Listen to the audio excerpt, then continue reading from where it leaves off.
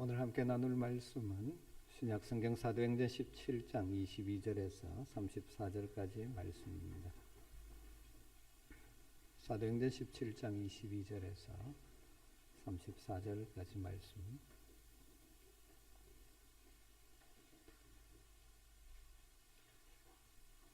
말씀을 한 절씩 교독하겠습니다.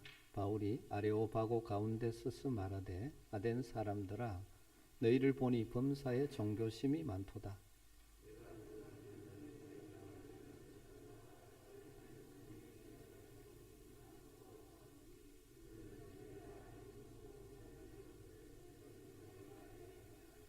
우주와 그 가운데 있는 만물을 지으신 하나님께서는 천지의 주재신이 손으로 지은 전에 계시지 아니하고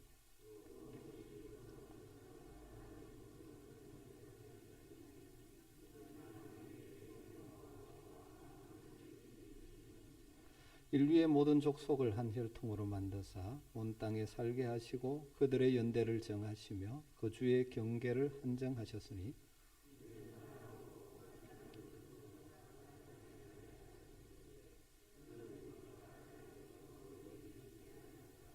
우리가 그를 힘입어 살며 기동하며 존재하느니라. 너희 시인 중 어떤 사람들의 말과 같이 우리가 그의 소생이라 하니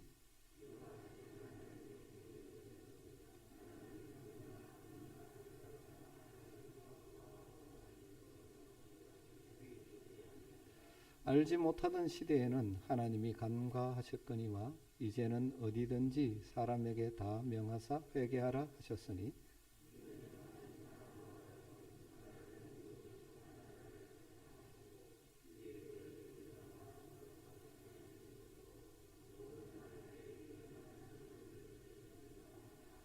그들이 죽은 자의 부활을 듣고 어떤 사람은 조롱도 하고 어떤 사람은 이 일에 대하여 내 말을 다시 듣겠다 하니 같이 읽습니다. 몇 사람이 그를 가까이하여 믿으니 그 중에는 아레오바고 관리 디오누시오와 다말이라 하는 여자와 또 다른 사람들도 있었더라. 아멘. 바울이 아테네에 도착했죠. 홀로 갔습니다. 그래서 자신의 동역자인 실라와 디모데가 베레아에서 오기를 기다리면서 홀로 아테네 시내를 둘러보았죠. 아테네는 크고 작은 신전들 또 신상들로 가득 찬 그 어느 도시보다 심한 우상의 도시였습니다. 그들 스스로는 최고의 문화의 도시고 철학이 발달한 지성의 도시라고 자부했을지 모르지만 실상 영적으로 바라본 바울의 눈에는 우상의 도시에 불과했던 것이죠. 이를 본 바울이 그들의 영적인 무지를 보며 안타까움에서 나오는 격분이 있었죠. 그래서 안식일마다 회당에서는 유대인들에게 평일에는 아고라 광장 시장터에서 예수와 부활에 대해서 전했고 또 그 사람들은 늘 믿지 않고 질문을 하고 하니까 토론 형식으로 그들에게 복음을 전하게 되었습니다. 바울과 이렇게 대화하고 토론한 사람들 중에는 그 당시에 가장 강력한 영향력을 미치고 있었던 두 철학학파, 에피쿠로스 학파의 철학자들과 스토 학파의 철학자들도 있었죠. 늘 새로운 것을 듣기를 원했던 그들은 바울이 전하는 예수와 부활을 이해할 수 없었지만 어떤 새로운 가르침인가 그렇게 생각하고 바울을 아레오바고 언덕으로 데리고 갑니다. 이 아레오바고는 아크로폴리스 북서쪽에 위치한 넓은 바위 언덕의 이름입니다. 한번 보여주시죠. 네, 저런 바위입니다. 그리고 이 아레오바고는 아테네 초창기부터 귀족회의가 열렸던 곳이고 늘 크고 작은 회의, 재판 그리고 토론들이 이루어지던 곳이라고 합니다. 아마도 그들은 생소한 바울이 전하는 예수와 부활에 대한 이야기를 좀 더 자세히 듣기 위해서 사람들이 북적거리는 아고라 광장보다는 독립적인 공간인 아레오바고가 더 좋을 것 같아서 아마 바울을 아레오바고 언덕으로 데려간 것 같습니다. 다음 사진을 한번 보여주시면 이 언덕에서 위를 쳐다보면 바로 저쪽이 이제 아크로폴리스입니다. 그게 우리가 정말 잘 아는 파르테논 신전, 니케 신전, 다양한 신전들이 있는 곳이죠. 여기서 저것을 바라보면서 또 밑을 내려다보면 제우스 신전이 있는 그곳을 바라보면서 바울이 이 지금 설교를 하게 되어지는 것입니다. 그리고 오늘날 아레오파고 언덕에 가보면 그 계단 올라가는 옆에 바울이 행했던 설교의 내용인 오늘 본문 22절부터 31절이 헬라어로 그대로 동판에 새겨져 있어 바울이 여기서 아테네에 왔을 때 설교했다는 것을 보여주고 있는 것이죠. 오늘 우리가 함께 생각해 보고 싶은 것은 그 당시 최고의 지성의 소유자라고 자부하고 있는 아테네 사람들에게 바울이 어떤 설교를 했습니까? 그 설교 내용을 보면 이 시대에 나름대로 다 자기들이 똑똑하다고 생각하는 이 시대 가운데 정말 우리가 어떤 하나님으로 알고 숨겨야 할지를 이 바울의 설교를 통해서 도전을 받았으면 좋을 것 같습니다. 어떻게 설교를 합니까? 22절 이렇게 시작합니다. 바울이 아레오파고 가운데 서서 말하되 아덴 사람들아 너희를 보니 범사에 종교심이 많도다. 설교의 시작을 이렇게 하고 있죠. 너희를 보니 범사에 종교심이 많다라는 말로 시작을 하고 있습니다. 이걸 그대로 직역을 해보면 내가 여러분을 보니까 모든 면에서 더욱 종교적입니다. 그렇게 말했습니다. 비교급을 사용해서 더 너희들은 종교적이다. 종교심이 더 많다. 아테네가 크고 작은 신전과 신상으로 가득 찬 도시이기에 이것은 결과적으로 아테네 사람들이 다른 도시 사람들보다 더 종교적이고 종교적 열심이 대단했다 하는 것을 보여주는 것이라는 것이죠. 바울이 그리스 여러 지역으로 복음을 전했지만 다른 지역도 그렇지만 이 아테네는 더욱더 너희들은 더 종교심이 있어서 종교적 열심이 대단한 사람들이다. 그러다 보니까 저렇게 화려한 신전도 짓고 멋있는 건물도 짓고 그러면서 그것이 잘 신을 섬기는 것이라고 너희들이 착각하고 살고 있지 않느냐. 그러면서 그들이 종교심이 더욱더 크다는 것을 하나의 예를 들어 이야기를 하고 있죠. 그런데 그 종교심이 잘못된 방향을 향하여 있다는 사실을 내포하면서 이야기를 합니다. 23절에 내가 두루 다니며 너희가 위하는 것을 보다가 너희가 숨기는 것을 보다가 알지 못하는 신에게라고 새긴 단도 보았으니 그런즉 너희가 알지 못하고 위하는 그것을 내가 너희에게 알게 하리라. 내가 돌아다니 보니까 심지어 알지 못하는 신에게라는 제단까지 있고 거기에 너희들이 제사를 너희들이 알지 못하는 신에게 제사하는데 진짜 신이 누군지 내가 너희들에게 알려주겠다. 이렇게 설교를 시작하고 있습니다. 아테네 사람들이 얼마나 종교심이 큰지를 보여주는 한 가지 예가 바로 알지 못하는 신에게라고 새겨진 제단까지 있었다는 것이죠. 다르게 말하면 경배의 대상이 누군지도 모르면서 경배하는 그런 희한한 제단까지 있었다는 것이죠. 그들이 그 종교적인 방향이 잘못된 열심히 그러하다는 것입니다. 역사를 보면 이 알지 못하는 신에게라는 제단이 생긴 유래가 이렇다고 합니다. 주전 6세기경에 전염병이 아테네를 휩쓸었을 때 아테네의 정치가인 솔론의 요청으로 구레네 사람 에피메니데스라는 사람이 이 전염병으로부터 아테네를 지켜내는 역할을 했다고 합니다. 그래서 이 에피메니데스가 이 전염병을 다 극복한 후에 아테네의 신들이 이렇게 해줬다라고 생각하기 때문에 아테네를 구해준 신들에게 감사하기 위해서 아테네에 있는 모든 신전의 신상들에 가서 제사를 합니다. 그리고는 혹시 자신이 몰라서 제사하지 못한 신이 있다면 그 신 때문에 화를 당하지 않을까 두려움 때문에 알지 못하는 신을 위한 제단을 별도로 만들고 거기에 제물을 드리고 제사를 했다는 것입니다. 그런데 그로부터 600년 후에 바울이 아테네를 방문했을 때 그대로 그것이 남아 있어서 여전히 사람들이 그렇게 종교 활동을 하고 있었다는 것이죠. 여러분 이처럼 아테네 사람들은 종교적 열심이 대단했습니다. 혹시라도 자신이 알지 못하는 신이 있는데 그 신을 섬기지 않아서 화를 당할까봐 알지 못하는 신을 위해서 제단을 쌓을 정도로 열심이었다는 것이죠. 대단한 열심이지 않습니까? 그런데 문제가 무엇이라는 것을 바울이 내포하고 있습니까? 그 방향이 잘못되었지 않느냐. 알지도 못하는 신을 섬긴다는 것. 여러분 종교심 때로는 굉장히 중요하지만 그 자체가 사람을 복되게 하지 않습니다. 열심, 중요하죠. 열심보다 그런데 더 중요한 것은 무엇입니까? 정말 바른 방향으로 가는 열심이어야 되죠. 인간이 경배하는 대상이 진짜 누구인가를 아는 것이 중요한 것이죠. 사실 종교심이라고 하면 우리 한국 사람들도 다른 민족에 뒤지지 않지 않습니까?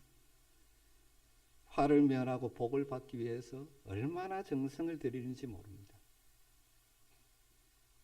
하지만 참 하나님을 알지 못하고 헛되고 헛된 것을 숨기는 잘못된 종교적 열심 때문에 얼마나 많은 사람들이 그들의 인생을 허비하고 그들의 재물, 물질을 허비하고 에너지를 허비하는지 모릅니다. 여기 오늘 모여 예배하는 우리 모두는 참 하나님을 아는 자들이지 않습니까? 하나님이 누구신지 알고 제대로 숨기기를 원하는 자들이지 않습니까? 그런데 우리가 정말 하나님을 숨긴다고 열심을 내는데 이 열심이 정말 바른 방향인지를 다시 한번 점검했으면 좋겠습니다. 단순히 이렇게 예배 행위를 함으로 내가 화를 면하고 세상에 복을 받기를 원하는 그런 기복적이고 미신적인 신앙의 수준이라면 심각한 문제라는 것이죠. 바울은 아테네 사람들의 종교심이 대단한 것을 인정하면서 그 방향이 잘못되었음을 지적하며 진짜 하나님을 그들에게 소개해 주려고 하죠. 그것을 내가 알게 하리라. 그러면서 그들이 가지고 있는 잘못된 신관을 깨트리고 우리 인생이 믿고 섬겨야 할 참 하나님이 어떤 분이신지를 설명해 가기 시작합니다. 이것이 아테네에서 바울이 행한 설교의 핵심이죠. 아주 길게 성경은 기록해 놓고 있습니다. 오늘 그 앞부분을 생각해 보려고 합니다. 그렇다면 아테네에서 바울이 설교를 한 것을 통해서 우리가 배우고 재확인할 수 있는 우리가 믿고 섬기는 하나님이 어떤 분이신가 하는 것입니다. 여러분 하나님 알고 계시죠? 그런데 우리가 믿고 섬기는 하나님이 어떤 하나님이신지 오늘 특별히 이방 세계 가운데 하나님이 이런 분이라고 선포하는 바울의 설교를 통해서 다시 한번 우리가 이 하나님을 알지 못하는 세대 속의 가치관이 가득 차 있는 이 세상을 살면서 우리가 믿고 섬기는 하나님이 이런 분임을 다시 한번 재확인하고 그 하나님을 숨기는 복이 있었으면 좋겠습니다. 우리 하나님 어떤 하나님이라고 바울은 설교하고 소개하고 있습니까? 첫 번째는 천지의 주제가 되시는 분이라고 말하고 있습니다. 24절 말씀이죠. 우주와 그 가운데 있는 만물을 지으신 하나님께서는 천지의 주제시니, 여러분 어릴 때 혹은 중고등학교 시절에 헬라 신화들을 다 읽어보신 분들이 많죠. 얼마나 많은 신들이 등장하는지 모릅니다. 각 신마다 자기가 주장 이렇게 다스리는 영역이 다 다르죠. 더욱이 바울이 아테네를 방문했을 때 그 아테네 전역에 기록에 따르면 한 3만여 개가 되는 크고 작은 신들, 신상들이 있었다고 그렇게 말합니다. 그 모든 것은 사람들에 의해 만들어진 우상들이죠. 그런데 바울이 전하는 하나님, 우리가 믿는 하나님은 온 우주와 그 가운데 있는 만물을 창조하신 창조주라고 선포하고 있는 것입니다. 인간에 의해 만들어진 3만 개의 흑우의 신이 아니라, 그 중에 하나가 아니라 인간을 창조하시고 만물을 창조하신 유일하신 하나님이 참된 신이라고 선포하고 있는 것입니다. 여러분 우리 하나님은 천지 만물을 창조하신 유일하신 하나님이신 줄 믿습니다. 그런데 그 하나님이 그 다음 뭐라고 말합니까? 천지의 주제라고 선포합니다. 주제라고 번역된 단어가 히파르콘 퀴리오스라는 단어인데 번역하면 다스리시는 주님, 주인이라는 뜻입니다. 모든 걸 다스리는 주인이면서 다스리신다는 내포가 담겨 있는 것이죠. 바울은 아테네 사람들이 너희들이 알지 못하는 이 신 저 신 모든 신을 숨기는데 진정한 신은 우주 만물을 창조하신 하나님이시고 그 하나님은 천지를 다스리시는 주인이시라고 선포한 것입니다. 하나님이 천지의 주인이시라는 이 바울의 선포는 아테네 사람들이 그들이 만든 신, 섬기는 신상들이 아무리 많아도 그것들은 천지의 주인이 될 수 없다는 의미죠. 여러분 성경이 우리에게 분명하게 말씀하신 우리 하나님은 천지의 주제가 되시는 하나님이십니다. 천지 만물의 소유권과 통치권을 가지고 계시는 분이십니다. 우리는 그 하나님을 아버지로 모시고 숨기며 사는 하나님의 자녀들입니다. 여러분, 우리가 믿는 하나님이 천지의 주제가 되신다는 믿음을 가진다면 우리의 삶에 실제적으로 어떤 적용이 가능할 것 같습니다. 여러분, 첫 번째로 우리는 어떤 상황을 만나도 두려워할 필요가 없다는 것입니다. 처음 잠시 상황을 보면 두려움이 우리를 엄습하죠. 그러나 늘들어 우리가 믿고 섬기는 하나님, 천지의 주제가 되시는, 주인이 되시고 다스리시는 하나님을 바라보는 자들은 그 하나님이 나와 함께 하신다는 믿음 가운데 두려움으로부터 뛰어넘을 수가 있는 줄 믿습니다. 우리를 두렵게 하는 일들이 많죠. 그때마다 천지의 주제가 되시는 우리 아버지 하나님을 바라보는 여러분 되시기를 주의 이름으로 축원합니다. 하나님 주시는 평강을 회복하시기를 주의 이름으로 축원합니다. 동시에 우리가 믿고 섬기는 하나님이 천지의 주제라는 이 믿음에서는 무엇이 나옵니까? 우리가 현재 소유하고 누리고 사용하는 모든 것은 내 것이 아니라 주인 되시는 주님이 맡겨주신 것이라는 사실을 인정하는 것이죠. 그렇기 때문에 주어진 것을 어떻게 사용할까? 내 욕심대로, 내 욕망대로 사용하는 것이 아니라 우리에게 맡겨주신 주님의 뜻대로 사용하는, 그러므로 말미암아 하나님 나라의 부유한 인생을 살아가게 되는 것입니다. 여러분, 우리 하나님이 천지의 주제가 되십니다. 현재 여러분이 가지고 누리고 사용하는 모든 것들 하나님께서 우리에게 맡겨주신 것입니다. 여러분, 헛된 욕망을 위해서 사용하고 허비하는 인생이 아니라 그분의 뜻대로 잘 사용함으로 참으로 복 있는 인생을 살아가는 여러분 되시길 주의 이름으로 축원합니다. 우리 하나님은 천지의 주제가 되시는 분입니다. 두 번째 뭐라고 이야기를 합니까? 24절 하반절에 보면 손으로 지은 전에 계시지 아니하고, 천지의 주제가 되신 우리 하나님은 인간이 손으로 만드신 신전에 계시는 분이 아니라는 것입니다. 아테네 사람들이 화려하게 신전을 짓고 거기에 신이 있다고 생각하고 그곳에 가서 왕과 댕기를 하는데, 진짜 하나님, 우리 하나님은 그 사람이 만든 건축물에 갇혀 계시는 분이 아니라는 것입니다. 여러분, 그렇지 않습니까? 온 우주 만물을 창조하시기에 우주보다 더 크신 천지의 주인이신 하나님께서 어떻게 인간이 만든 그 건축물에 갇혀 있을 수 있겠습니까? 아까 사진에 봤듯이 바울이 설교하고 있는 아레오파고 온데에서 고개를 들어보면 아크로폴리스가 보입니다. 거기에 파르테논 신전, 니케 신전, 에레크테이논 신전 등 아주 장대하고 웅장하고 그런 신전들이 보입니다. 보통 사람들은 이 아크로폴리스 그 신전들을 바라보며 그 화려함과 웅장함에 기가 꺾이죠. 그런데 바울은 그것을 바라보면서 천지의 주인이신 우리 하나님은 그런 사람의 손으로 만든 건축물에 갇혀 계시는 분이 아니라고 선포하는 것이죠. 아테네 사람들은 그들이 신전을 화려하게 꾸미고 웅장하게 짓고 건축하고 그렇게 함으로 그들이 섬기는 신이 위대하다고 생각하고 그 신의 힘을 빌어서 세상에서 행복을 꿈꾸는 자들이었죠. 그들이 만든 신전이 화려하고 웅장함이 그들의 자랑이고, 하지만 바울은 그것은 한갓 건축물에 불과합니다. 참 하나님은 그런 건축물에 갇혀 계시는 존재가 아니라고 선포하는 것입니다. 예루살렘 성전을 건축한 솔로몬 왕이 최고의 재료와 최고의 기술자들을 동원해서 7년 걸려서 솔로몬 성전을 완공했지 않습니까? 그러나 그가 완공한 예루살렘 성전을 하나님께 봉헌하면서 이런 기도를 드리고 있습니다. 열왕기상 8장 27절에 보면 하나님이 참으로 땅에 거하시리까? 하늘과 하늘들의 하늘이라도 주를 용납하지 못하겠거든 하물며 내가 건축한 이 성전이오리까? 거대한 성전을 건축한 솔로몬이지만 그는 분명히 알고 있었습니다. 우주보다 더 크신 하나님, 천지의 주인이신 하나님, 하늘과 하늘들의 하늘이라도 온전히 담을 수 없는 그 크신 하나님이 자신이 건축한 성전에 갇혀 있던 신이 아니라는 것을 확실히 알고 있었죠.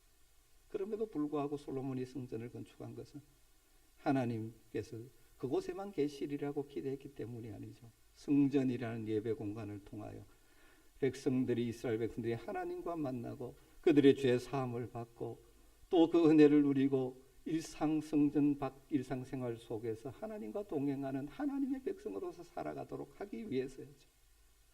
여러분, 신약시대 이후를 살아가는 우리들에게는 더 이상 건축물로서 성전은 존재하지 않습니다. 종종 정확하게 표현하지 못해서 교회에 건물을 지으면서 성전 건축이라고 표현하는데 건물은 성전이 아니죠. 예배당입니다. 교회당입니다. 왜냐하면 예수님께서 친히 이 성전의 기능을 다 성취하셨습니다. 그래서 성경은 하나님의 성령을 모신 우리의 몸이 성전이라고 표현하고 있고, 신약시대 백성들에게. 그리고 이런 우리들이 모인 교회 공동체가 하나님의 영이 거하시는 성전이라고 말씀하고 있는 것이죠. 고린도전서 6장 19절에 보면 너희 몸은 너희가 하나님께로부터 받은 바 너희 가운데 계신 성령의 전인 줄 알지 못하느냐. 고린도전서 3장 16절에 보면 너희는 너희가 하나님의 성전인 것과 하나님의 성령이 너희 안에 계시는 것을 알지 못하느냐. 여러분, 사람이 손으로 지은 건축물은 더 이상 하나님의 집, 하나님의 성전이 아닙니다. 눈에 보이는 건물과 상관없이 삼위일체 하나님을 주인으로 모신 사람들이 자신의 몸이 바로 하나님의 영이 거하는 성전이라는 것입니다. 우리 성도들이 마음에 모신 하나님께서 천지의 주인이시기 때문에 남녀노소 빈부 귀천 상관없이 바로 하나님을 모신 우리가 하나님의 성전, 성령이 거하시는 전이 되는 것입니다. 그리고 이런 성도들의 모임인 공동체인 이 교회가 성전이라는 것입니다. 여러분, 이 말씀은 오늘 우리에게 어떤 메시지를 주고 있습니까? 그 당시 아테네 사람들에게는 그들이 추구하는 화려한 건축물, 그래서 그것을 생각할 때마다 위대한 신, 그들을 잘 섬김으로 저주가 아닌 복을 받겠다고 하는 그들에게 그 신전에 갇혀 있는 신이 아니라고 말하는 것이죠. 그렇다면 오늘 우리에게는 이 메시지가 어떤 의미가 있을 것 같습니까? 다르게 말하면 화려한 건축물을 추구하지 말라는 것입니다. 우리가 편리하게 사용하기 위해서 교회를 잘 지어야 하지만 화려한 건축물을 짓는다고 해서 하나님이 기뻐하시는 것 아닙니다. 다르게 말하면 건물에 매여 있는 신앙생활을 하지 말라는 것입니다. 여기에만 하나님이 계시는 분이 아니죠. 하나님 계시는 분이 아닙니다. 우리가 함께 모이는 교회당은 하나님을 예배하면서 하나님으로부터 은혜를 공급받는 자리입니다. 그리고 그 은혜와 능력으로 우리의 삶의 자리에서 우리가 성전 역할을 잘 감당해야 하는 것입니다. 성전, 하나님의 임재를 보여주는 것이죠. 우리의 은행 심사를 통해서 우리와 함께 하시는 하나님을 세상 사람들에게 보여주는 성전 역할을 해야 되는 것이죠. 우리가 주일날 예배를 드림으로 주님으로부터 능력과 힘을 덧입어서 삶의 현장에 나가서 하나님의 뜻을 이루어 드리는 것입니다. 그럴 때 우리가 있는 그곳이 하나님이 임재하는 성전이 되는 것입니다. 하나님은 사람이 만든 건축물에 갇혀 있는 존재가 아닙니다. 세 번째로 뭐라고 말합니까? 하나님은 받으시는 분이 아니라 주시는 분이라고 말합니다. 25절을 보십시오. 또 무엇이 부족한 것처럼 사람의 손으로 섬김을 받으시는 것이 아니니 이는 만민에게 생명과 호흡과 만물을 친히 주시는 이십니다. 이 아테네 사람들, 다르게 말하면 참 하나님을 알지 못하는 사람들, 그래서 이 사람이 만든 신을 섬기는 그런 자들. 여러분, 그리스 헬라 신화들을 보시면 그 신들은 완전하지 않습니다. 그래서 사람들로부터 뭘 받기를 원합니다. 그들은 신들이 기뻐하면 그들에게 복을 준다고 생각하기 때문에 신들을 기쁘게 하기 위해서 인간들의 다양한 희생이 필요하다고 생각하는 것이죠. 자신들의 신상 앞에 풍성한 음식을 바쳐야 신들이 배불러서 그들에게 복을 줄 것이라고 착각합니다. 자신들의 신상을 아름답게 장식하고 옷을 입어야 그 신이 정말 아름다운 자태를 지닐 수 있는 것으로 착각하고, 자신들이 그 신상에 돈을 바쳐야 신들의 주머니가 두둑해지는 것처럼 생각하는 것입니다. 사람들은 자신이 바치는 그 재물 때문에 신들이 기뻐하고 신들이 행복해지면 그 결과 재앙을 내리지 않기 때문에 재앙을 면하고 복을 받을 수 있다고 생각하는 것입니다. 이렇게 신들을 섬기는 그들이 신앙이 헛되는 것을 밝히면서 하나님은 진짜 하나님은 너희들이 섬기는 신과 전혀 다른 분으로 무엇인가 부족해서 사람의 손으로 섬김을 받으시는 분이 아니라고 말하는 것입니다. 이것은 하나님께서 아예 인간의 경배를 받지 않으신다는 말이 아니라 우상처럼 인간의 손으로 바쳐진 것으로 자신의 부족함을 채우기 위해 경배를 받으시는 분이 아니라는 것이죠. 우리말로 번역하기를 무엇이 부족한 것처럼 이렇게 되어 있는데 헬라어로 프로스데오마이, 더 원하다, 더 요구하다, 더 바쳐라, 더 이런 표현들이죠.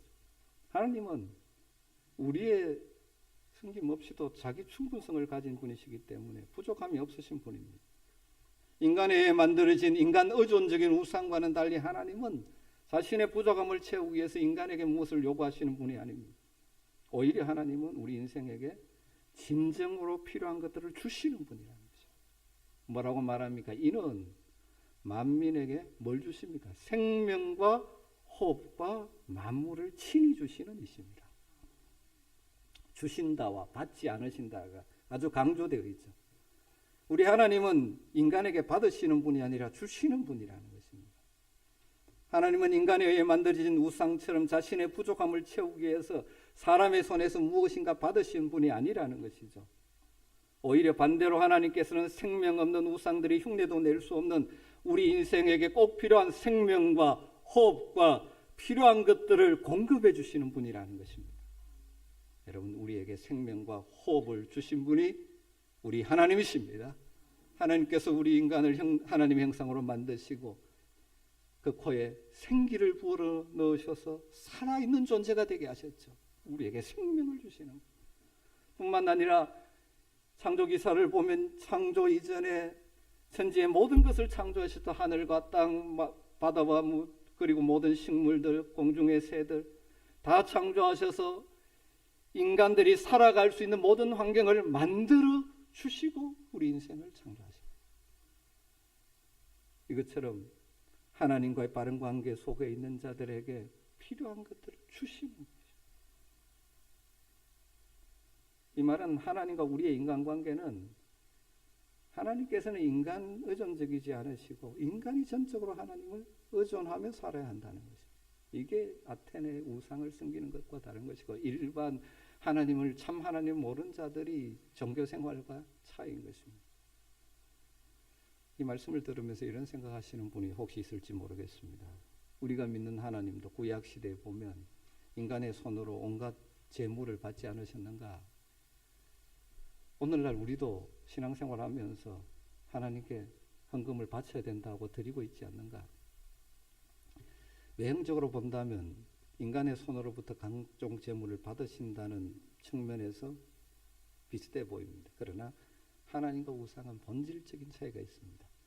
인간에 의해 만들어진 신들이 인간으로부터 제물을 받는 것은 자기의 부족함을 채우기 위함입니다. 그러나 하나님께서 우리 인생들에게 제사와 제물을 구약에 명령하신 것은 자신을 위함이 아니라 그분이 사랑하시는 우리 인간, 사람들을 위해서 그렇게 하셨죠.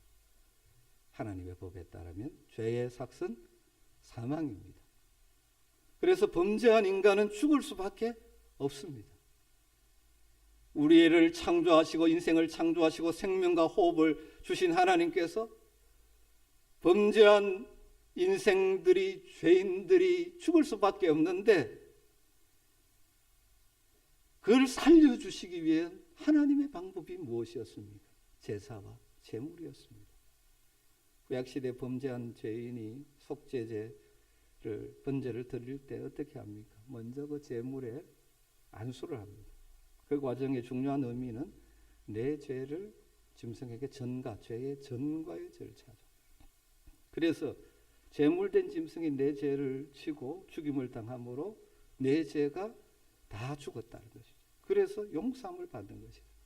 그러니까 하나님께 드리는 제사와 제물은 뭐 하나님의 부족 필요를 채우기 위해서가 아니라 하나님이 사랑하시는 우리 인생들의 죄를 용서하시고 참으로 복된 삶을 살고 살리기 위해서 하나님께서 허락하신 방법이죠. 오늘날 우리 그리스도인들이 하나님께 헌금을 바치는 것도 우리가 그 바침으로 하나님의 뭐 부족한 것을 채우는 것이 아닙니다. 천지 만물이 다 하나님의 것입니다. 왜 우리가 헌금을 바쳐야 됩니까? 우리가 그걸 드려야 비로소 우리를 사랑하시고 그것 때문에 기뻐하시고 그러한 존재가 아닙니다. 만약 그런 식으로 한다면 우상을 섬기는 것과 비슷한 신앙생활을 하는 것입니다.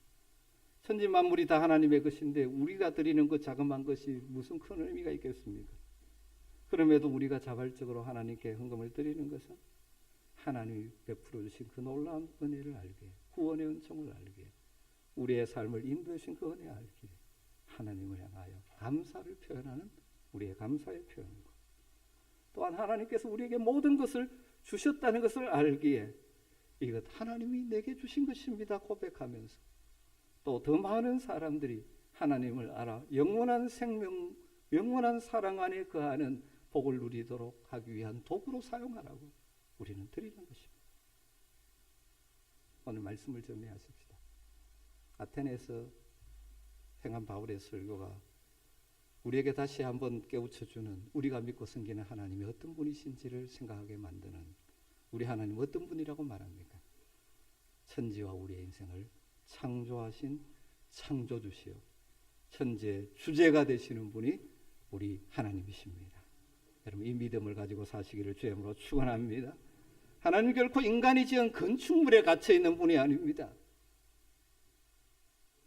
하나님 무엇인가 부족해서 인간들로부터 받으시는 분이 아니라 우리에게 생명과 호흡, 그리고 우리에게 필요한 모든 것을 주시는 분이십니다. 여러분, 이 하나님을 바로 알고 신뢰하고 믿고 하나님의 다스림을 받음으로 언제 어디서나 우리와 함께 하시는 주님의 보호하심과 인도하심을 받는 복을 누리시기를 주의 이름으로 축원합니다. 그리고 날마다 우리에게 생명과 호흡과 필요한 것을 주시는 하나님께 의지하고 하나님을 붙듦으로 말미암아 때를 따라 채워주시는 그 은혜를 덧입으며 이 험한 세상을 넉넉히 이기며 살아가는 복된 성도들이 되시기를 주의 이름으로 축원합니다. 기도하겠습니다. 하나님 감사합니다. 오늘 이 복된 주일에 아테네에서 행한 바울의 설교를 통하여 우리 하나님을 다시 한번 바라보며 하나님을 제대로 섬기는 믿음의 삶을 살기로 결단합니다. 천지의 주제가 되시는 하나님, 그 하나님이 우리와 함께 하신다는 믿음으로 인하여 환경을 뛰어넘는 평강을 누리게 하시고 우리에게 주신 것들을 제대로 사용하며 살아가는 복 있는 인생 되게 하여 주시옵소서. 우리에게 생명과 호흡과 필요한 것을 주시는 분이 하나님이신 걸 믿기에 이 믿음을 가지고 담대하게 살아가게 하시고 우리에게 주신 것을 잘 순종하는 하나님 기뻐하시는 주의 백성들 되게 하여 주시옵소서. 예수님의 이름으로 기도드리옵나이다.